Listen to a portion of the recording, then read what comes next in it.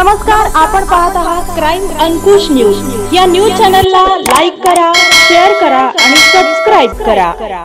सोलापुरातील Hodgi road रस्त्यावर असलेल्या सिद्धी Suzuki शोरूमला भीषण आग लागली। अग्निशामक दलाच्या गाड्या घटनास्थळी दाखल आहेत। शॉर्ट सर्किटमुळे आग लागल्याचा प्राथमिक अंदाज आहे।